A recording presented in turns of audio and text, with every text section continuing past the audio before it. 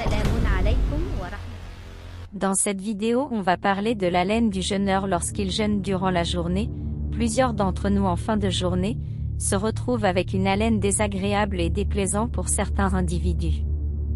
Toutefois, pour notre Seigneur, l'haleine de son serviteur est plaisante et agréable. Mais que dit le prophète, prière et salut sur lui, à propos de l'haleine du jeûneur et quelle pratique ce dernier accomplissait afin d'avoir une bouche agréable? Tous musulmans, lorsqu'ils jeûnent durant la journée, se retrouvent avec la bouche sèche et de nombreuses bactéries prolifèrent dans la bouche, en particulier sur la langue, qui réside dégage des odeurs, causant des mauvaises odeurs qui est désagréable. D'après Abu Huraira, qu'Allah l'agrée, le prophète sallallahu alayhi wa sallam, prière et salut sur lui, a dit.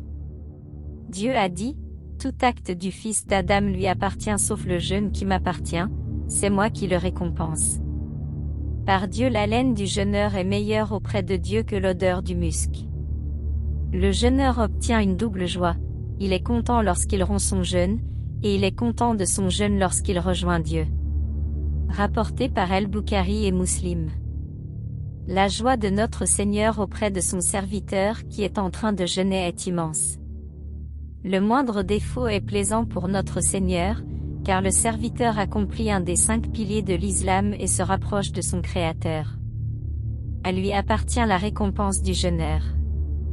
Dans la version d'Al-Bukhari, il délaisse sa nourriture, sa boisson, et ses envies pour moi, le jeûne est pour moi, et c'est moi qui le récompense. Le siwak contient des nettoyants, des désinfectants et même des fluorures. Le simple fait de se frotter les dents avec un objet fibreux tel que le siwak permet de se débarrasser de la plaque dentaire. Des recherches scientifiques, menées par des universitaires saoudiens, suggèrent un effet bénéfique dans le renforcement de la gencive. Mes chers frères et sœurs, de nombreuses traditions prophétiques nous facilitent la vie, prenant comme leçon les manières dont notre prophète accomplissait le jeûne, et faisons de même.